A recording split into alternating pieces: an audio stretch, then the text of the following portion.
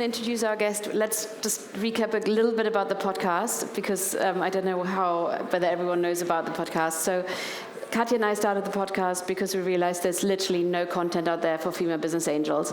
There's very little podcast content on business angeling per se, but nothing on female business angels. And we all know that it needs inspirations and role models to make the leap yourself. So that's about the podcast quickly. Now, Katja, please introduce our guest.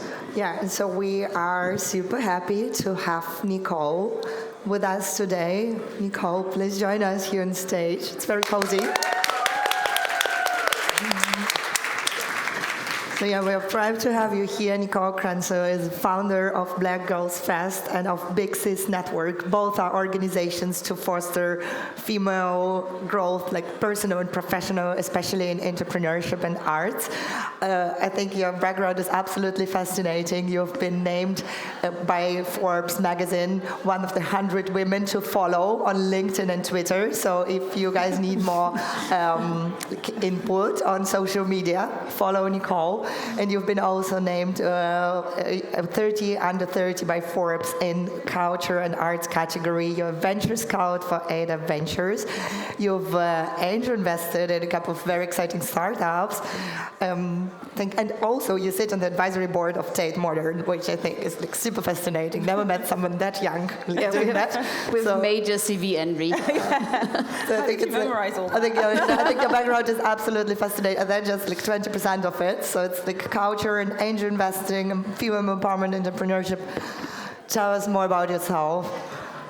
I think for me, I've always tried to navigate spaces where I didn't see myself belonging. I was born in Ghana, and I moved to the UK when I was 9 years old. And you can imagine going from a place where you saw loads of people that looked like you to go to a country and an area where you didn't really fit in. So I can probably say most of my work stems from like childhood trauma, like quite literally finding ways to fit in, but also realizing that there's so many other people who also feel the same way, want to fit in. And so the reason why I have such a thrill with working across multiple industries, across art, tech, business, design, is because I just want to find more ways to fit in. And I want to fit other people in, essentially. That's really an awesome mission. To put yourself into discomfort to make sure that other people don't have to feel the discomfort. That's really amazing. Yeah. So tell us about, since this is about being female business angeling, how did you get into business angeling in the context of this? Yeah, so I kind of fell into angel investment. Right. I used to work for an organization that used to do D&I training for large corporations, VCs in general. And after leaving that job to obviously go and start Black Girl Fest full time, I remember speaking to my CEO, and I was just like, I'd love to speak to some investors. And she was just like, we do loads of training for VCs. Like, let me introduce you to a few people. I got introduced to the team at Ada Ventures and joined their scout program. Through my network, I had so many founders who I could basically bring to their fund. And then within that program, they were also producing an angel program. And I remember thinking, I'd love to apply for something like this. I didn't know if it was something for me. I wanted to learn more about angel investment, but also have the capital to start actually investing. And I took part in the angel program. I was one of 5 people. But what was really exciting is, aside from the capital that we were given, we were also trained up. We were given sessions. We met with other angels. We were given literature, podcasts, given events, like really given the tools and the skills to actually be prepared for the industry. But I think it's really powerful. Because again, I wouldn't ever imagine I'm the only one in my family who does this work, right? So I never really imagined that this would be an arena that I can take part in. But I freaking loved it. Like, I'm so good at it. Like, I made some of my first investments before anyone else did because I had this nature for having this really in-depth way of connecting with founders. I remember I was speaking to like this really prolific angel investor, and we'd done a few deals together. And I remember like slid into his DMs on Twitter, and I was just like, hey, like, let's have a conversation. And he said to me, he was like, you've got something in you because you've got this knack for understanding and connecting with founders in a way that I don't think other like angels or VCs would. And I was just like, what does he see in me? Like, I've only made like 2 investments. No, like, what is going on? But I think awesome. it's this ability, maybe it's like my experience being an operator and a founder myself, but it's this ability to really connect with founders. And I think from the early set, I realized this power imbalance when it came to angels and founders. I realized that so people think that they need to be connected to so many incredible angels. But actually,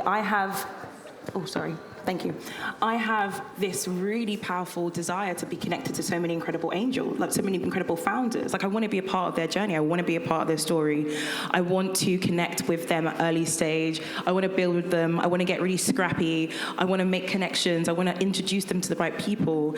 And that kind of scrappy, let's buckle down nature that I have, I think makes the characteristics of a really brilliant angel. Yeah. What was the most surprising thing you learned about angel investing? So with our podcast, we try to demystify it and, motivate more women to join the cause. So even if you don't have your own capital to invest, maybe just support the founder with your time, with your network, or join the Scout program. So you just told us that you have had like all of the resources available for you to learn and to advance. What was the most surprising thing, maybe? I guess, definitely in the UK, the network lives on Twitter or WhatsApp, and it's all really based on really strong connections. So I realized actually quite early on during the program that if I I basically slid into a lot of people's DMs and just wanted to build connections, not only would I get brilliant deal flow, but also I would get brilliant insights. I would co-invest with people. I would meet other people who wanted to invest in women and share insights and share networks. And building that network was probably the most powerful aspect of my time on the program. But I realized the power that it had beyond measure. And then I got really interested in like navigating other ecosystems, like what's happening in the US, what's happening in Europe, and how can I get connected with like-minded people who want to co-invest with me or have the same passions and interests. So I think that was the one thing that I realized, that power of that WhatsApp group. Ooh. Yeah, it's amazing, huh? I mean, you would, when you look from the outside at the scene, you think it's like really cagey and everyone does their thinking by themselves in the rooms. But actually, like, it's so much based on exchange, and this is something that we're seeing here as well. Like, since we've been starting building the ecosystem, I'm looking at some people here. that it's people do communicate so much. There's so much exchange of ideas, feedback on companies, and if people see a potential in you as an investor, they will collaborate. And I think this is something that you can really lean on when you start out as well, is to like know there is a like welcoming community and things to exchange on. Exactly. So I would like to come back to something. What you said is that you like to put yourself into not uncomfortable situations where you feel like you don't belong. And I think this might be something that's very powerful in how you connect with founders, because founders, when being a founder is like 100% about going outside of your comfort zone. So that's probably where you get the potential to connect with the founders. A bit of an imposter syndrome. Huh? A bit of an imposter syndrome, maybe. Maybe a little bit. A little bit. Or being able to handle it quite well. Yeah. So do you have any, so this is not really about angel investing, just in life. So what's kind of your mentality to go into situations where you're like, okay, I totally don't belong here, I'm 100% out of my comfort zone. Like, what's your like mindset on it? Do you know what? I like the challenge. You know, I don't know, maybe there's a part of me that sometimes, or maybe I've actually heard that you can't do this because you're a woman, like countless times, and I like to prove people wrong. And I think maybe that's what it feels like, walking into rooms and being like, "Ooh, I'm the only one here," but I'm gonna like absolutely make sure everyone remembers my name. Do you know what I mean? And doing the work in D&I that I've done for quite some years, I always think the real issue with a lot of conversations around D&I is that the diversity gets you in the room, but the inclusion part is what sits you at the table. And most of the time, inclusion is left out of the conversation. So I walk into rooms, but I'm never brought into the table. So I always think about, how do we actually reverse it? How do we think about inclusion first? Because by being inadvertently inclusive, we're automatically creating diversity. We're creating diverse thoughts and conversations and people. But if we think with how do we include more people at the table first, people will walk through the room.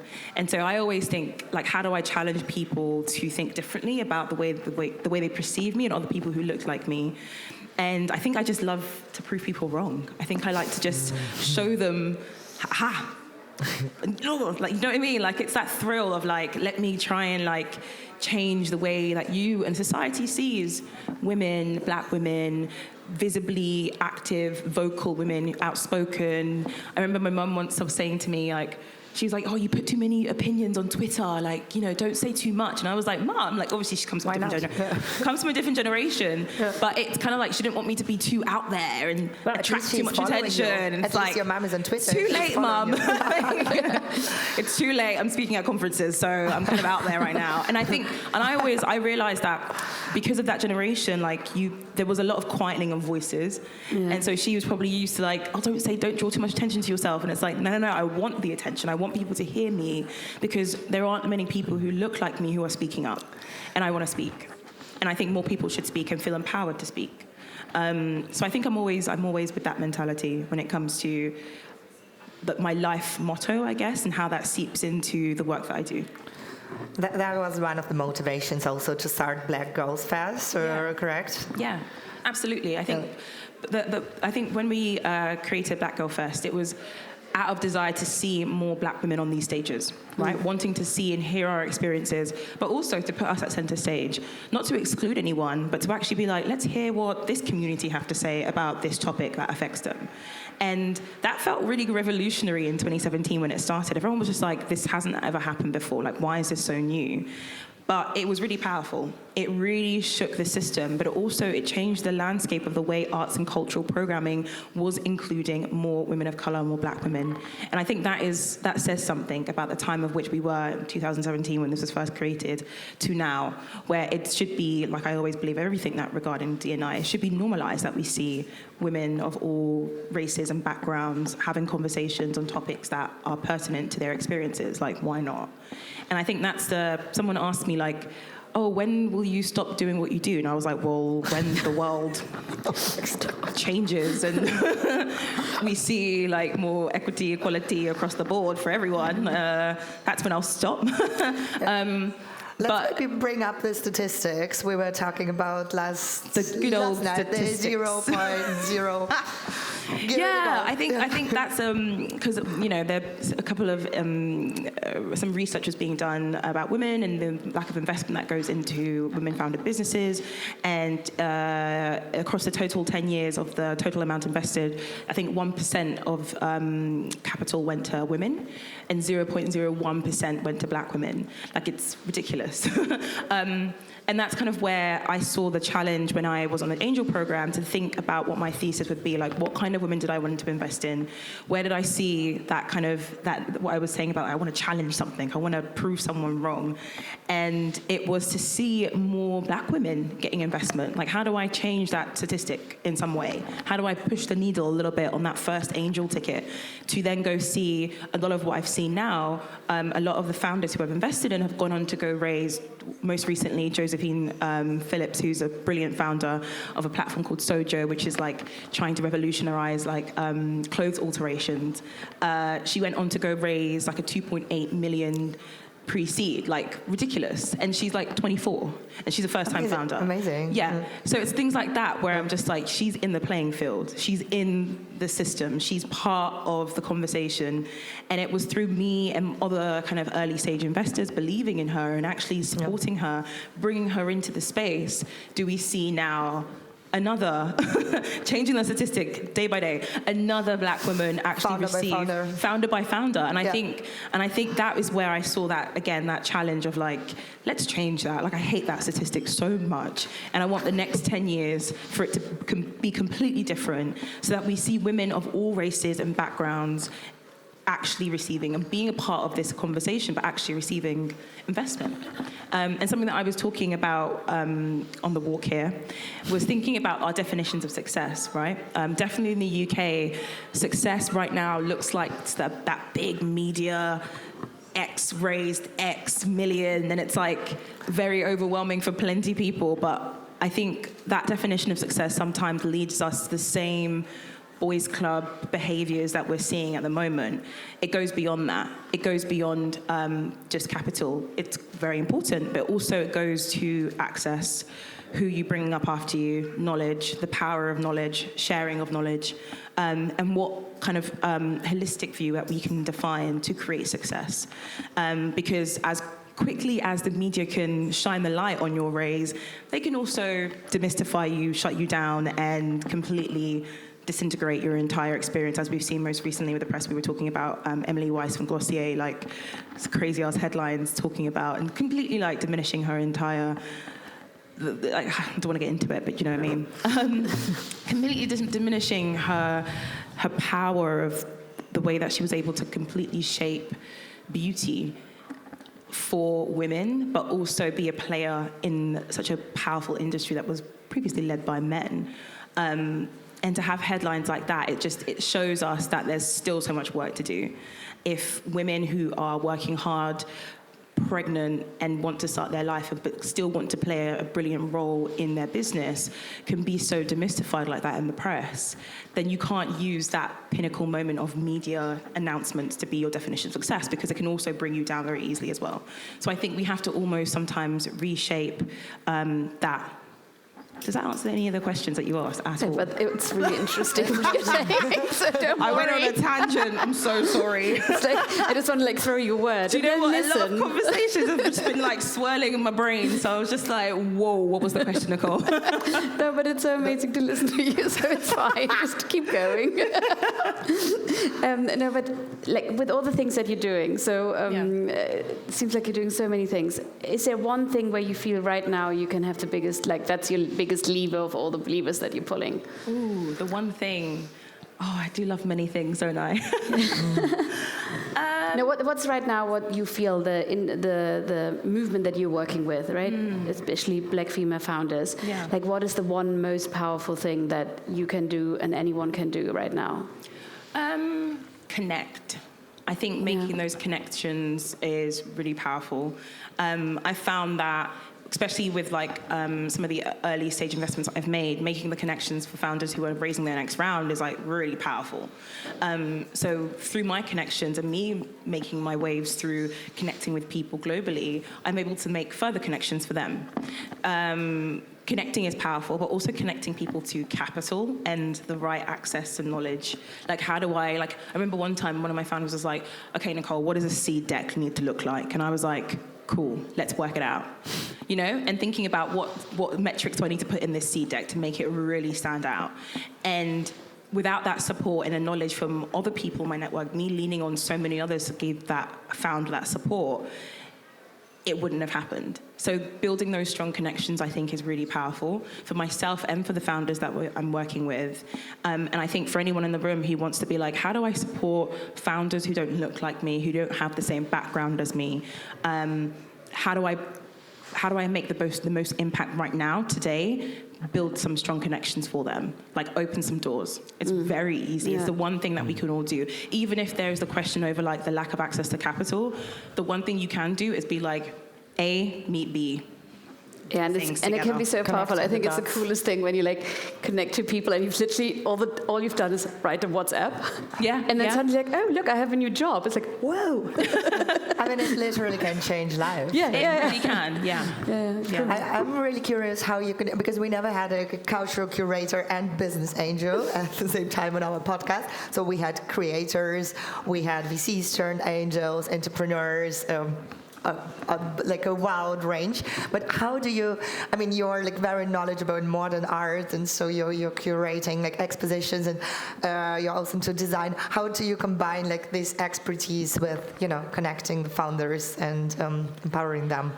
I think it's having that level of creative flair. Like, I know what looks good, and I have this ability to be inspired by creativity. So aside from looking for this level of business acumen, someone who's like really dedicated, I'm always also looking for someone who's done something very creative, and by way of that is doing something really powerful with tech.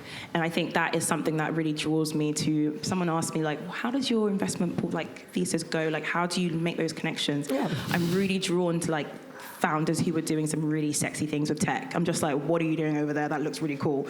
And I think that comes from having that creative flair, like wanting to challenge something, seeing the way the founder might be reimagining a world where X meets Y and creating Z, you know? And so yeah, that kind of seeps into it. But I've always been a really creative person. I remember my mum said from like the age of like 7. We need to have your mum on our podcast. She's got so many stories. I used to like make my own dolls' houses out of like shoe boxes. Cool. And she's a seamstress, so there was fabric everywhere. So I used to like cut fabric and like make little curtains, and I was like 7 playing by myself with like a whole neighborhood of shoe boxes. So I was always making stuff and doing stuff. So I think anyone who can make things or is able to really challenge the way things are. It's like, I can't afford that, but let me get some shoe boxes and make a house. I'm really drawn to that. And I think that is something that I look for, not just with the artists that I work with, but also with the founders that I want to invest in, but also the founders that I want to support their journey. Hands-on and scrubby. Hands-on, scrubby, make do with nothing, but still make it happen. Because as women, we're not really given a lot, but we still make some can I swear? Some shit happen. We still make... sorry. We still make stuff happen, and it's freaking amazing, like what you can see women doing the most with nothing. So that's why I'm always drawn to it. I'm like, you built that with how much? What? Yeah! Let's give her some more money. Let's see her, do you know what I mean? Like, when you see what women can do when we don't have a lot, it blows my mind. Because I always think, imagine if you had like all the investment, all the access, the networks. Imagine what you could do. And that's what's so exciting. And that's what I'm really drawn to. I'm always just like, oh, like this person has like the drive, the tenacity, and is gonna really kill it. Yeah. Can I ask you 2 really practical questions? Yeah. One is, how do you build and maintain this incredible confidence? And second, how do you prioritize? How do I build and maintain the confidence? Yes. Well, I think it's part of that, what I was mentioning before about walking into rooms, but it's the ballsiness to believe that I already deserve to be in here, that no one has given me the hand out, and that if people are looking around at me like, why is she in here? It's because I'm probably very good looking. I'm joking. No, No, you are. Oh, you don't need to clap, thanks. But you know that awkwardness when you walk into a room full of men and everyone's like looking at you, like... Thanks.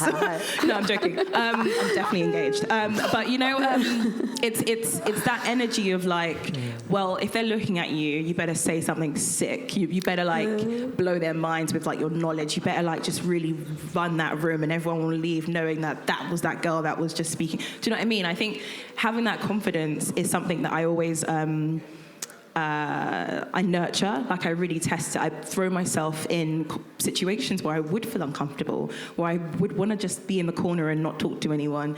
I think sometimes you have to challenge yourself and really test your limits to build that confidence even more, take it to the next level. I remember once I was speaking at a conference and it had like thousands of people, and I was like, oh my God, this is crazy. Like, what if I say something wrong? It was absolutely quieting that imposter syndrome voice and be like, no, you're going to kill it. Like, whatever it is, you're meant to be in that conference room. You're meant to be in that space. You were invited because you have something powerful to say. You better say it. And if you're going to leave a mark on anyone, they're going to remember the girl that said something but probably mispronounced it. Do you know what I mean? Like, yes. They're going to remember that girl that, you know, might have not said that thing perfectly, but still, you're going to make a mark. And I think I always say, when people say, you know, I want to like empower women, women are already empowered, I believe. I genuinely believe it's innate within us. I think we're just innately empowered people because we can make so much happen in our lives without even realizing. I think it's about how do you charge up that. That's at our core. Like, what is around us that is charging that up and allowing it to come out? And what spaces can we like authentically bring that out and feel safe, but also feel like we can be our absolute selves? And so I want to, and I do continue to believe that, where can I charge that up? Where can I go? Who can I speak to? Where can I have a platform to continue to charge up where I feel the most powerful?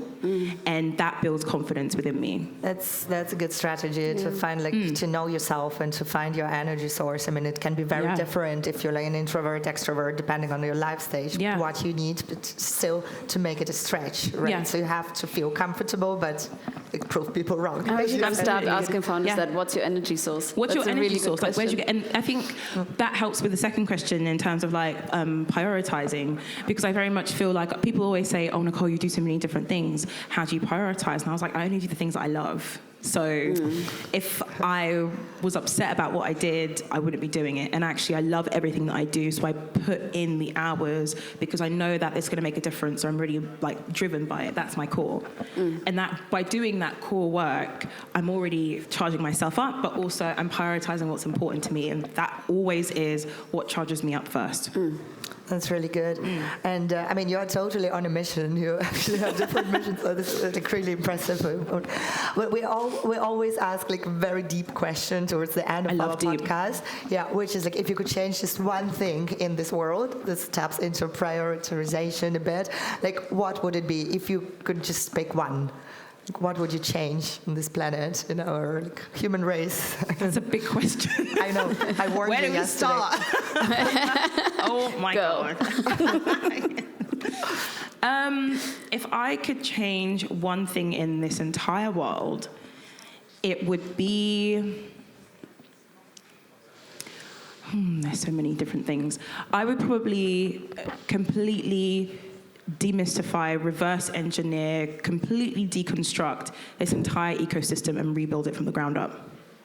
I'm very much of... No, only because I'm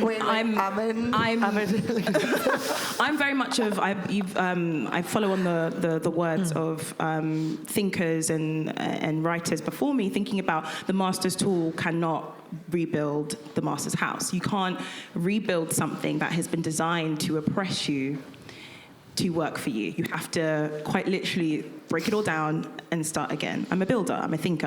I want to think about the ways that we don't repeat the same oppressive natures that were designed to work against us. It can never work, because then we would be oppressing other people who follow us. I think sometimes when we think about inclusion, we have to think about not just how everyone gets into the room, but we have to think about how do we rebuild this to make it actually work for everyone? Because if you think about the systems that have just been designed around us, they're not designed to empower us or make us great. They're designed to oppress us and keep us down. So, us as women or human beings? Oh, yeah, women of any race, disability, or visible, invisible, religion. So much has been designed to work against us and across all the intersecting identities. So if we were to think about, or if we wanted to rebuild this world, rebuild the ecosystems of which we navigate, how would we do it from the start? We would do it, first of all, by not having spaces that were only designed to support one looking type of founder, where we were seeing one looking type of business flourishing, and you know what I mean? So I always think like, oh, this is really great, like what we're doing, but sometimes you have to start again a little bit. You have to like rebuild certain parts, because if not, we'll end up just repeating the same boys club type behaviors that we all hate. And I think there's a danger in that as well. I think we're all getting clued up about how we can be more inclusive and how we can support more people. But how do we think about everyone? How do we think about bringing everyone in? And sometimes you have to start again. So I would smash it down and start again.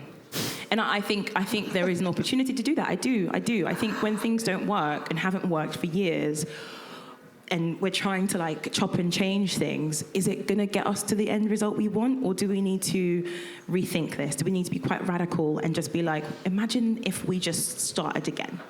So yeah, it's probably not going to happen in my generation, but hopefully I'll get to write something, a report or some research or a book, and the next generation will the next generation will be like, okay, yeah, cool, let's do this. But I do think there's I think what's really exciting about building this new world is we can do it on the terms where we know that everyone will be invited in, like that what I was saying, like inclusion first, diversity second. Like if we bring people to the table first, then we're intrinsically already diverse and we're thinking about everyone, as opposed to bringing people in the room and being like, you just stand there and then we'll just decide stuff over here. Do you know what I mean? Yeah. It doesn't work that way. So I think we need to start again and do it the other way around, is my thinking. I think that's, it's great closing. I'm just like, I need to think everything over.